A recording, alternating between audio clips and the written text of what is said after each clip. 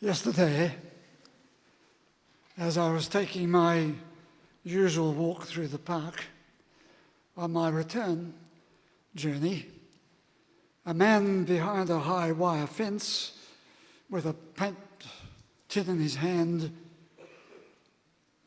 a man in his second half of his life, shouted at me. He said, Hey, you! Why are you looking unhappy? What's the matter? Well, I quickly saw that he was a Greek type who had an insight into me, and so I said, well, I'm just taking a walk in the wind. And he said, you think too much. Go and be happy. So I thought that wasn't a bad idea. I turned the corner, and there coming towards me was a man, also in the late second half of his life, pushing a carriage containing his profoundly disabled son. I'd seen him at this task before. He didn't lift his eyes from his task. And the pondered discrepancy between what he had hoped and what the reality was seemed to come rolling towards me. The discrepancy between the reality and the dream. The caring hand of a father reaching out into the emptiness of what future. Last Friday, as I mentioned, my SAGE group of some 80 or 90 people were pondering the issue from their point of view, the experience of people over the age of 55, 75, 85 years of age. The self as they experience themselves, the reality as life has come upon them, and the self as it might have been, the dream self, the self, or maybe the self as it once was and now it's gone.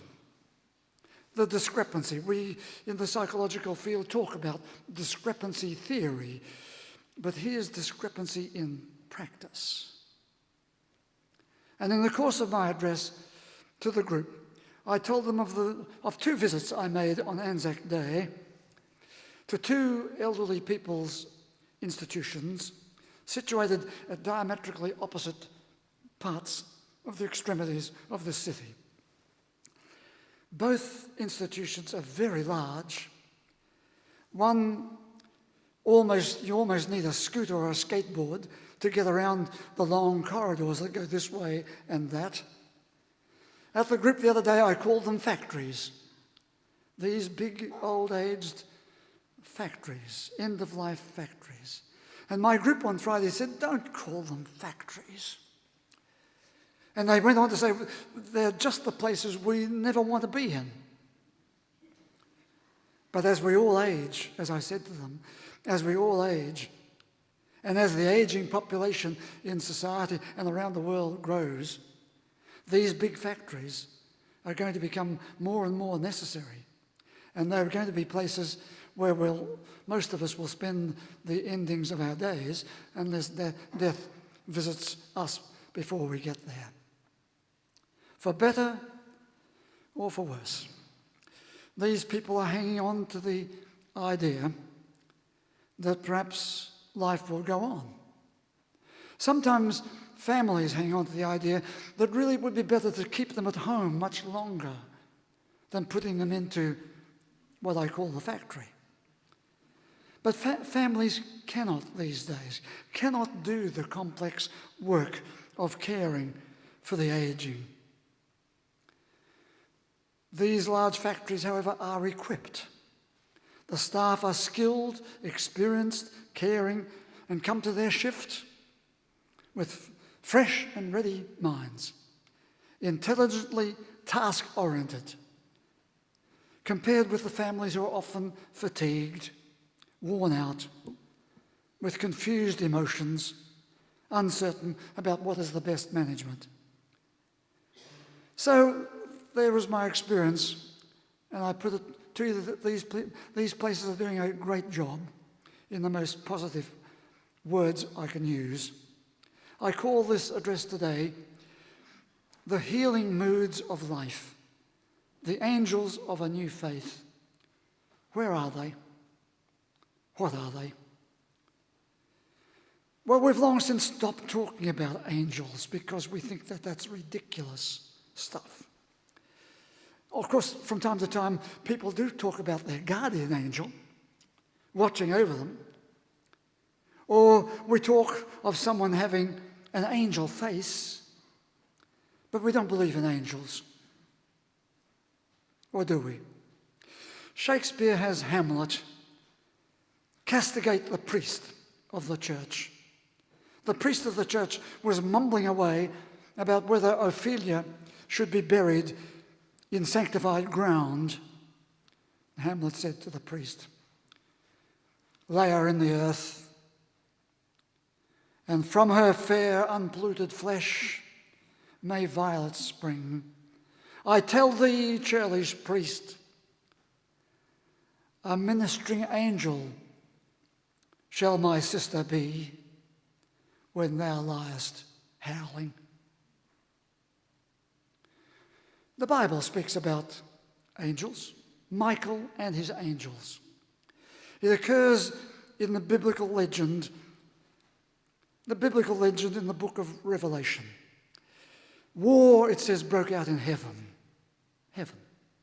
And God, says the legend, calls Michael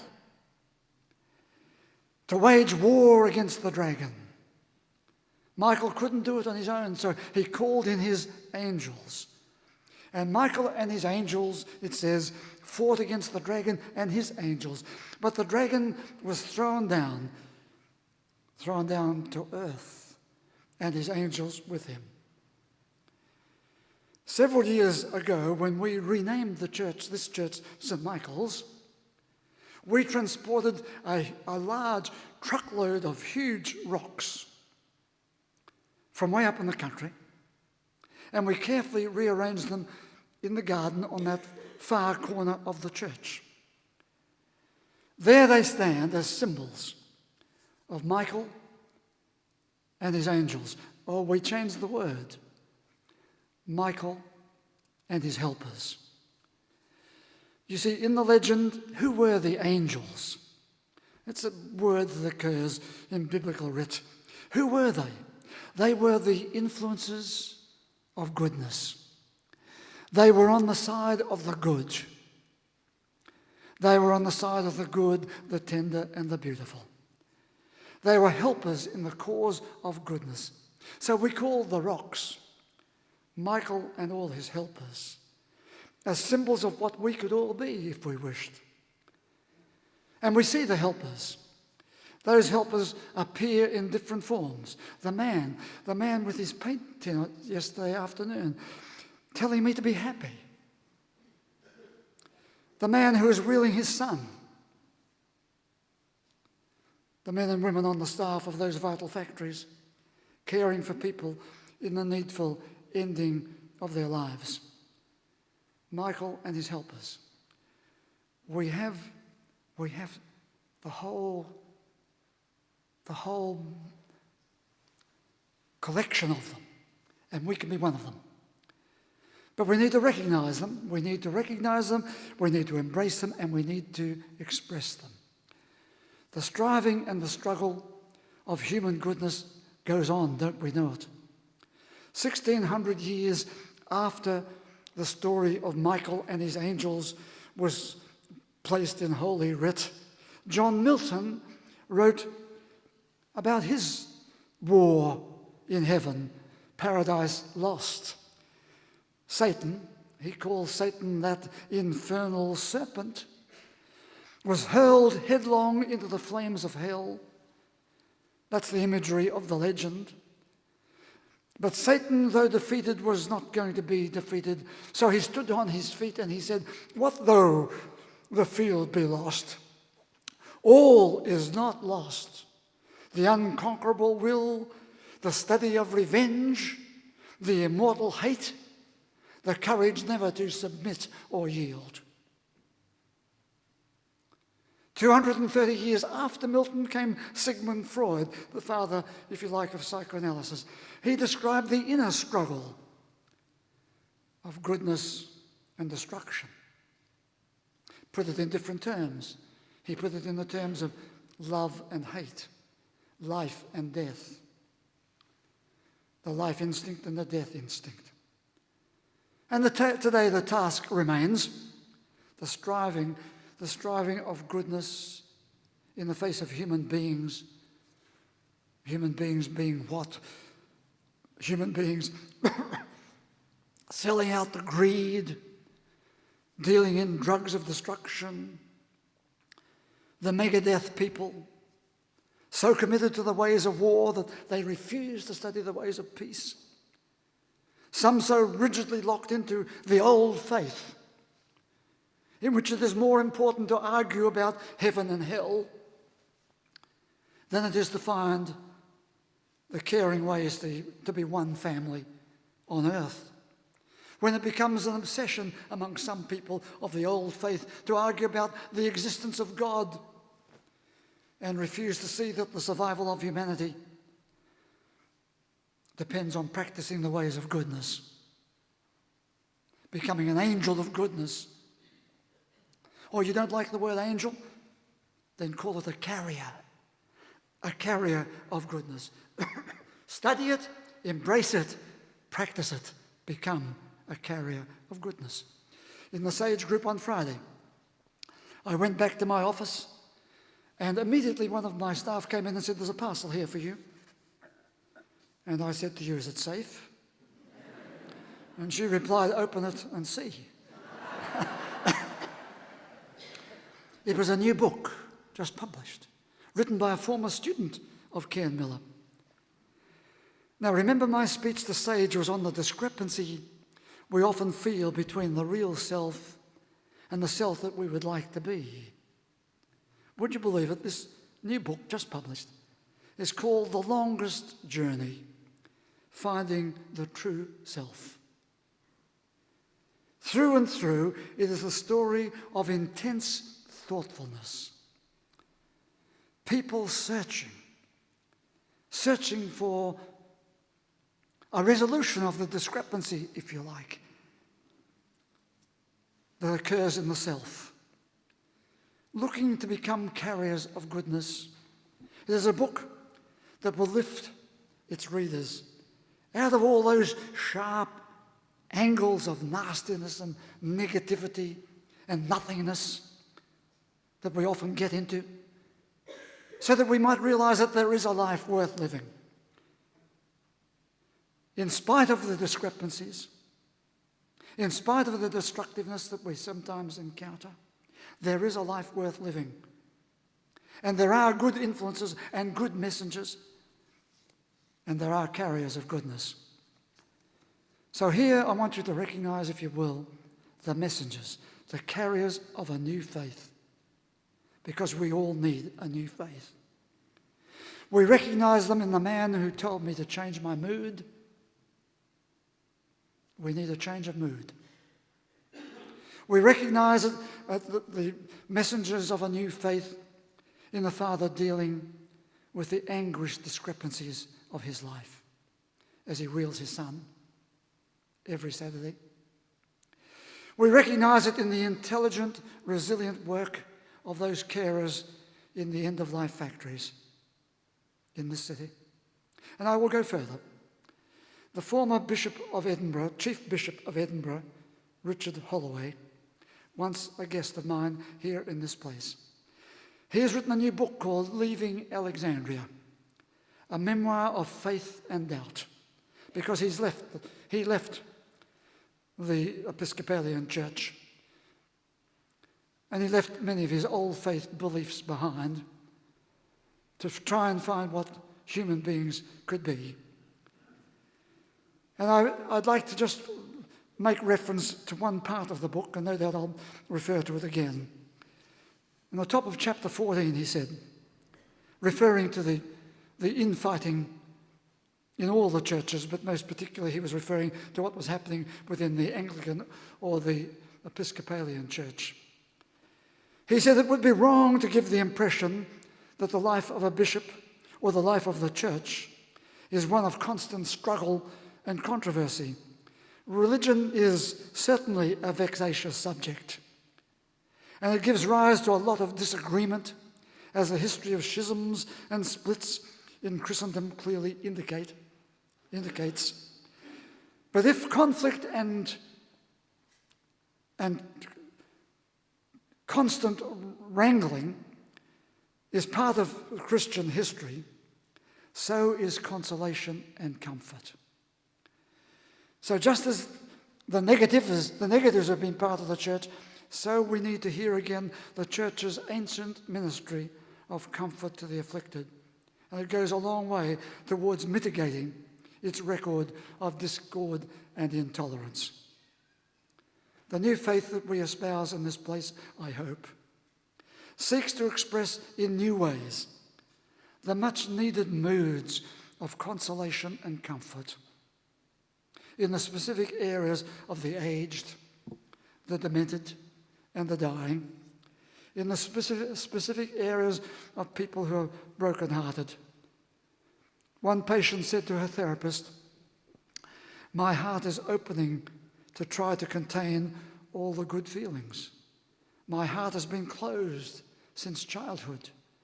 It feels very healing now for my heart." And the therapist said, "It feels very healing for my heart too." And the patient said, "I didn't think of you as needing to have your heart healed. But perhaps everybody has damage to their heart." New faith tries to bring a mood of healing to all hearts. Let me now try to line up the good carriers of the new faith, bringing a healing, uplifting mood to life. Did you get them? First, the man who told me to be happy. Lighten up. Lightheartedness. You're thinking too much. Transcend the tragedy. The man wheeling his son. A resolute caring. Transcending the reality. The people, the staff in the elderly institutions. Expert, intelligent, non-judgmental, open readiness to do good. That's good new faith stuff. The author of the book, The Longest Journey, a careful, in-depth conversation of human beings searching for a new way to be human, fully human. Or fifth, in the face of the distress and conflict, even within the churches, looking for the doorway of consolation and comfort. Applying the new faith to specific situations with a mood of healing. You see, we can go on talking a great deal about the faith this and the faith that, the beliefs here and the beliefs there, but we need to bring it down to a practical, workable faith in the specific situations. And I'm trying to do that more and more, because the faith needs to speak to the specific situation of the aging person or the person in dementia. Words don't count so much. How then can we be an angel of the new faith, a carrier of a good mood to such people? So it is with the broken-hearted, people who've been through sad and difficult times. You might remember how beautifully this was described in Frank McCourt's 1996 book, Angela's Ashes. I spoke about it way back then. When, as a boy, Frank McCourt was intensely troubled. From time to time, do you remember the story? He would go and sit on a particular step in his house, the house of his mother. And particularly, he'd sit on the 7th step. And he called it the angel of the 7th step. So instead of imposing and judging and criticizing and being miserable, he listened. He sat there listening. He was open to being healed, softened, and strengthened. The angel of the seventh step. And let me add then the seventh indicator of the new faith. It is the faith of the second chance. We all need a second chance. Third, fourth, fifth, seventh. We need that chance. And it is well mentioned in Wilfred Sheed's book, In Love with Daylight.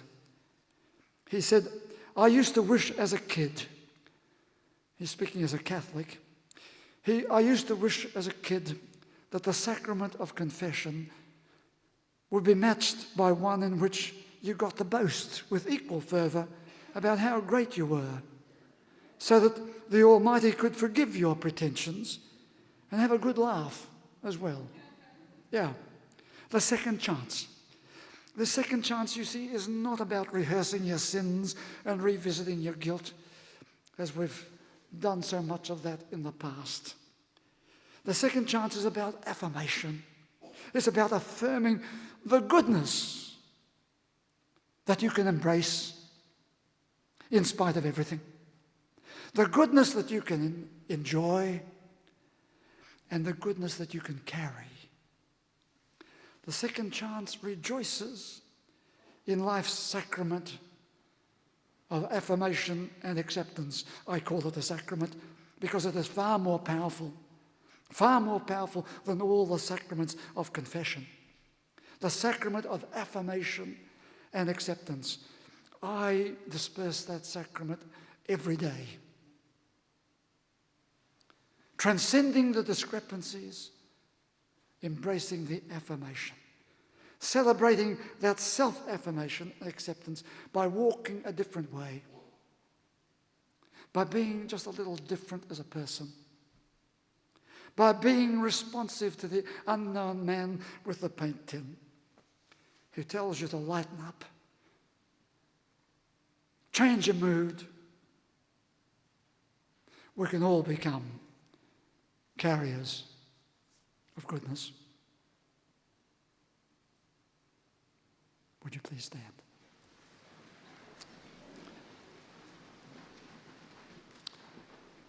And the blessing. Pause for the blessing. May the God you see in all the colours of creation arouse in you a sense of awe and wonder. May the God who is a sacred presence be real to you. May the God who is a source of inspiration and courage keep calling you forward. May your God go with you and bless you today and always.